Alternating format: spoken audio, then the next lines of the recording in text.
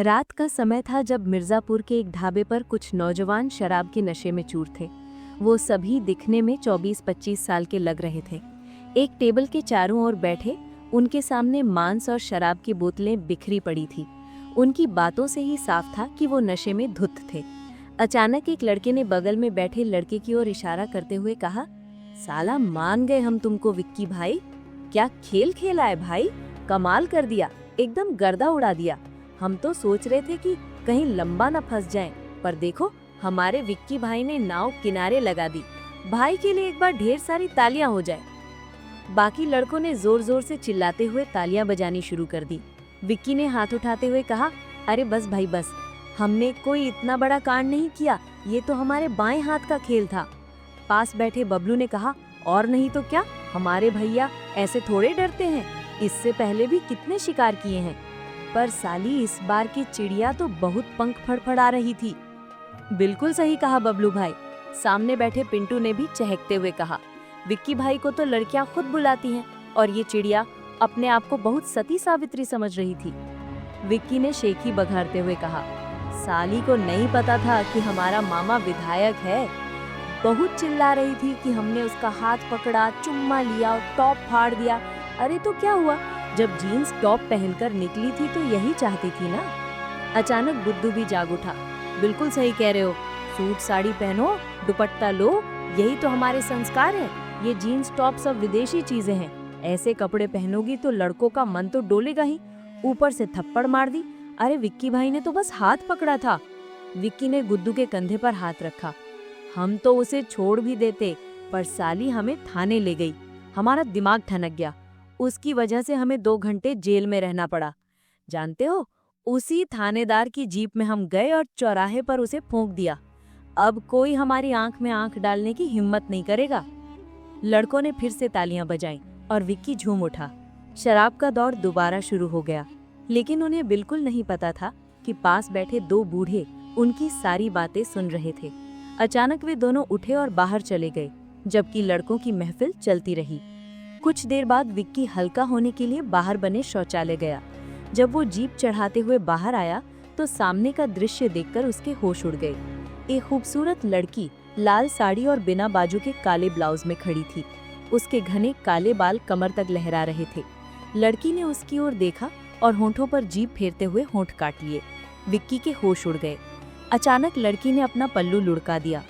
साला, विक्की ने मन ही मन कहा, आज ये कली खुद फूल बनने चली आई। चल विक्की, इसकी प्यास बुझा दे।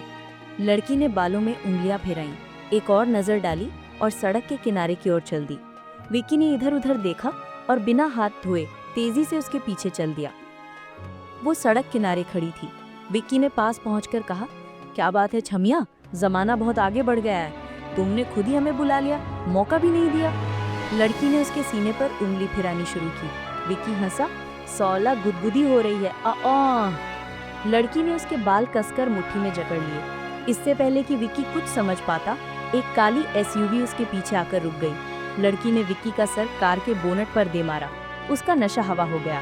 लड़की ने उसे कार में ढकेल दिया और खुद भी अंदर बैठ गई। गाड़ी तेजी से आगे बढ़ी। गाड़ी में आगे 2 लोग बैठे थे। उनके चेहरे काले कपड़े और टोपी से ढके थे। पीछे की सीट पर भी 2 लोग थे। बीच में विक्की और वो लड़की थी। साली हरामजादी, विक्की चिल्लाया। हरामजादा, तू मुझसे ज्यादा है। तूने एक लड़की को चौराहे पर फूंक दिया। विक्की की आंखें फैल गईं। वो लड़की नहीं, लड़की के भेष में लड़का था। विक्की ने उस पर हमला किया, लेकिन उस लड़के ने उसका हाथ पकड़कर मरोड़ दिया। तड़ाक की आवाज के साथ हाथ टूट गया। विक्की चीखा, लेकिन उस लड़के ने मुक्कों की बरसात कर दी।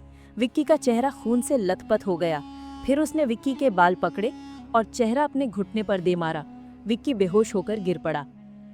स्वच्छ बस कर, दादा ने दहाड़ा। स्वच्छ हांफते हुए रुका।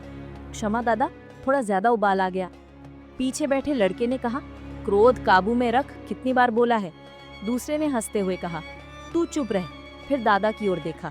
दादा इसका क्या करे, मन तो कहता है पत्थर बांधकर गंगा में बहा दें। गंगा माँ ने पाप धोने का ठेका नहीं लिया। दादा ने शांत स्वर में कहा, कुछ पाप हमें इंसानों को ही साफ करने पड़ते हैं। उसने बगल में बैठे व्यक्ति की ओर देखा जो रुद्राक्ष की माला फेर रहा था। कहाँ चले? उसने बिना बोले बाई ओर इशारा किया। दादा ने गाड़ी मोड़ दी। स्वच्छ साड़ी में ही और पसर गया। क्या ताड़ रहे हो, दिल आ गया है क्या? पीछे बैठे लड़के हंस पड़े और गाड़ी जंगल की ओर बढ़ गई। 6 महीने बाद बनारस के गंगा घाट पर दिसंबर की सर्द शाम थी। गंगा आरती शुरू होने वाली थी। पुजारी पीली धोती, लाल स्वेटर और पीले दुपट्टे में सजे थे। सबसे ऊंची चौकी पर एक 6 फुट का युवक खड़ा था। उसके कंधे तक लंबे बाल हवा में बिखर रहे थे। गहरी काली आंखें, सांवला रंग और चेहरे पर शांति का भाव। दाएं हाथ में चांदी का कड़ा, घड़ी, मौली और काला धागा था। बाएं हाथ में रुद्राक्ष की माला, गले में तांडव करते महादेव का लॉकेट। वो 108 दीपों वाली थाल पकड़े गंगा की ओर देख रहा था। तभी पीछे से आवाज आई, अंशुमन, ओ अंशुमन। वो पलटा। एक युवक एक बूढ़े व्यक्ति के साथ खड़ा था। ये बाबा आरती पास से देखना चाहते हैं, कहाँ बिठाएं? अंशुमन ने इधर उधर देखा। वहां रामू के पास जगह है। युवक ने हाँ में सिर हिलाया और बूढ़े को ले गया। बूढ़े ने सिर झुकाया। अंशुमन ने भी जवाब में सिर झुकाया। शंखनाद हुआ और आरती शुरू हो गई। डमरियों की ध्वनि, थालियों का तालमेल और जगमगाते दीपों ने घाट को जादुई बना दिया। लेकिन आज की आरती कुछ खास थी। बाईं ओर से काले कपड़ों में कमांडो भीड़ में घुस आए।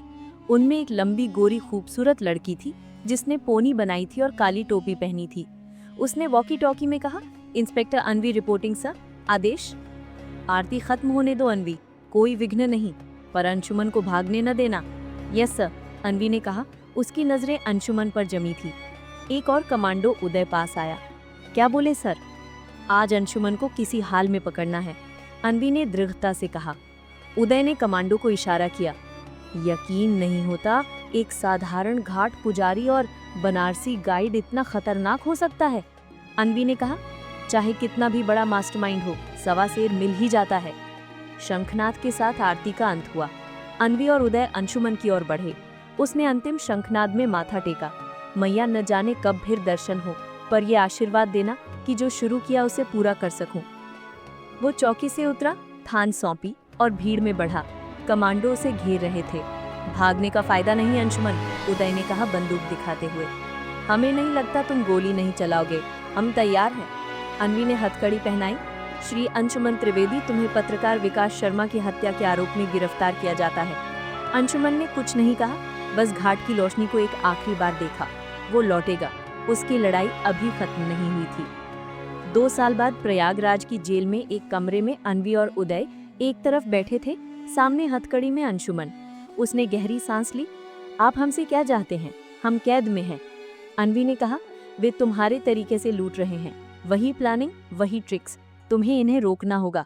तुमने कहा था तुम धर्म और न्याय के लिए लड़ते हो, हमारे साथ लड़ो। अंशुमन मुस्कुराया।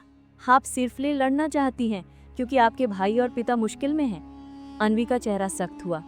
उदय बोला, तो क्या तुम बदला लेने में मदद नहीं करोगे? अंशुमन हंसा। हम कौन हैं बदला लेने वाले? मृत्यु दंड की प्रतीक्षा में कैसे मदद करें? हम तुम्हारी सजा कम करवा सकते हैं, उदय ने कहा। अंशुमन गंभीर हुआ, फिर मुस्कुराया। ठीक है। अगला भाग जल्द आ रहा है। वीडियो को लाइक और शेयर करें और चैनल को सब्सक्राइब जरूर करें।